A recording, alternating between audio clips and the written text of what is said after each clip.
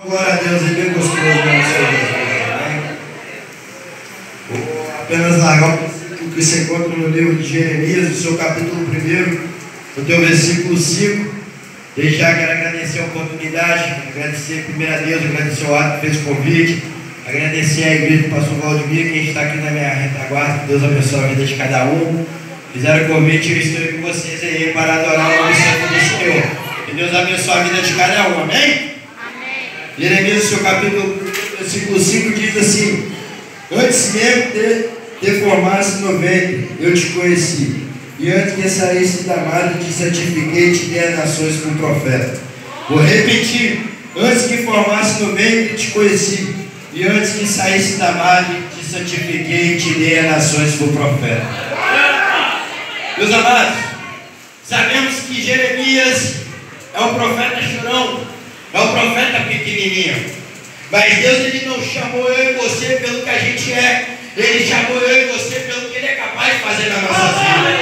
Então entende a coisa, Deus ele não escolhe simplesmente um professor, Ele não escolhe um diretor, Ele não escolhe um advogado, Ele chama para Ele capacitar. Então aqui Ele fala para Jeremias, aí Jeremias vira para ele e fala: Senhor, mas eu não sei falar.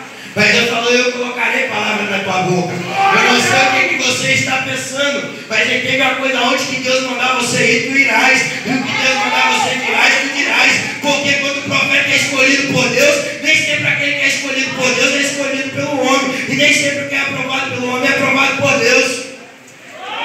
E sabe por que você está sendo tanta luta, tantas perseguições?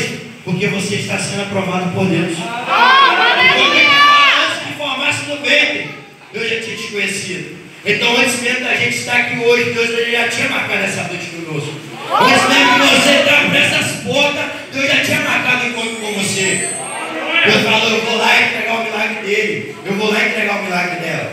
Aí Jeremias fala: mas Senhor, eu sou ainda criança. Ei, entende uma coisa: para Deus não tem tamanho. Quando Deus quer fazer, Ele não manda ninguém, Ele vai até você e faz. É por isso que você está aqui hoje, porque em meio de 8 milhões de pessoas no mundo, o teu brilho chamou a atenção de Deus. Você foi escolhido dele. Então não importa o que eles falam de você, o importante é o que Deus acha e pensa ao seu respeito. Amém? Eu agradeço, minha